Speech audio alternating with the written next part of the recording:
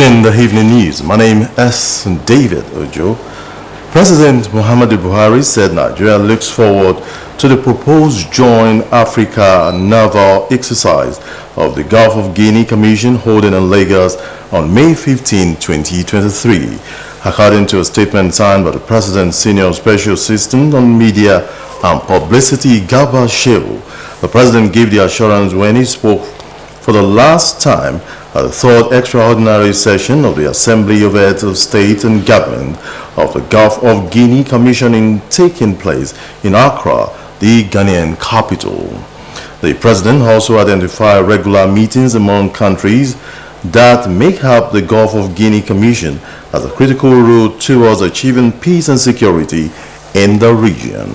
President Buhari encouraged member countries to enact law against piracy and other criminal acts, as Nigeria has done as a demonstration of strong commitment towards the repositioning of the GGC into the more vibrant organization that will effectively deliver on its mandate. President Muhammadu Buhari has sworn in 6 new permanent secretaries in the Federal Civil Service as the Council Chamber of the State House, Abuja. It was learned that the swearing-in took place shortly before the commencement of the Federal Executive Council meeting. The appointees are Muhammad Kambari from Borno State, Uswambana Nko Ansai, Cross River, Lumua Ibrahim Gombe, Yakubu Kofa Mata Kano, Olon Tola Michael Ogun, and Richard Lang Wang from Taraba State. The special advisor to the President on Media and Publicity, Femi Additional, said the event marked the culmination of the week-long pre-qualification exercise for directors by the Office of the Head of Civil Service of the Federation. The federal government said an estimated 55 million cases of malaria and nearly 90,000 malaria deaths occur each year in Nigeria. The Minister of Health, Dr. Osage Inaire, disclosed these at a press briefing to commemorate the World Malaria Day, themed Time to Deliver Zero Malaria, Invest, Innovate, Implement with the slogan Act Now. Dr. Inaire, who was represented by the Permanent Secretary of the Ministry, Maman Mahmouda, said despite effort by the government and its partners to combat the effect of malaria in the country still accounts for 27% of the global malaria cases and 32% of global malaria deaths. The Minister of Health added that malaria has an adverse effect on the nation's economy, being the major cause of absenteeism in school, offices, businesses, markets, and thereby reducing the income of families, including the hardship of out-of-pocket expenses borne by Nigerians yearly for diagnosis and treatment. Meanwhile, the Director General of the National Agency for Food and Drug Administration and Control, Professor Mojisola Adeyeye, has said the approval process for the R21 Matrix M malaria vaccine.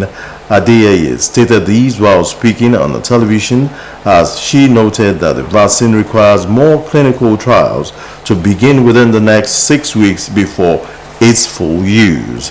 She further stated that the provision of the vaccine is important for transmission prevention and that NAFDAC is going to do its best trials and levels and approval in line with a development in countries' governance as a contributing factor to the persistence of malaria in Africa.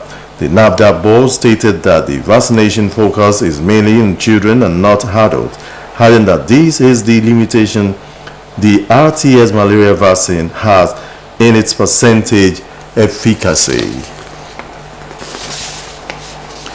The chairman of Nigerians in Diaspora Commission, Abike Dabriarewa, says Nigerian students in Sudan are on their way to Egypt en route to the country.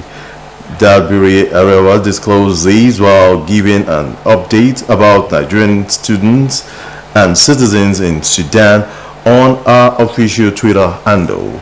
She added that the arrangement is in place to evacuate Nigerians trapped in the war-ravaged Sudan. Dabiri Arewa disclosed that National Emergency Management Agency has sorted all that is needed to finalize the evacuation except for a new impediment in logistics. It was gathered that many countries, including France, the United Kingdom, the United States, Germany, Cyprus, and other countries, among others, have successfully evacuated their nationals from the northeastern country. Now to sports. The first batch of Nigerians delegation to the 2023 African Under-18 and Under-20 Athletic Championship have left for Ndola, Zambia. A total of 42 athletes and 10 officials made the trip after 8 athletes were dropped due to their inability to secure international passports on time. It was then that the contingent had to travel in 2 batches due to non-availability of seats in one airline. While the first batch left Lagos by Kenya Airways, the second batch will travel today by Ethiopian Airlines.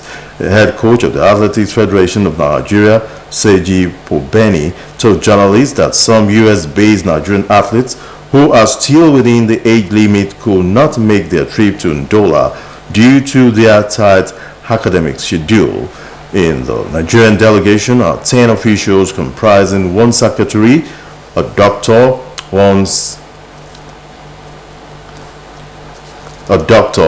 an AFCN technical director, and 5 coaches attached to athletes. The 2023 African Under-18 and Under-20 Athletics Championship in Zambia will run from April 28 to May 5.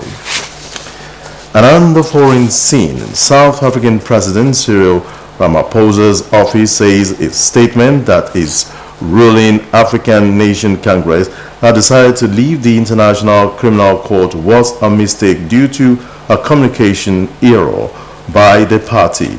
It said the clarification followed an error in a comment made during a media briefing held by the governing African National Congress.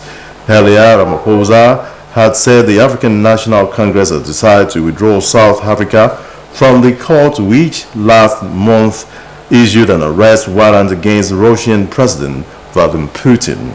The International Criminal Court warrant means South Africa due to host this year's BRICS summit of Brazil, Russia, India, China, and South Africa, and will have to detain President Putin on arrival for unlawful deported Ukrainian children.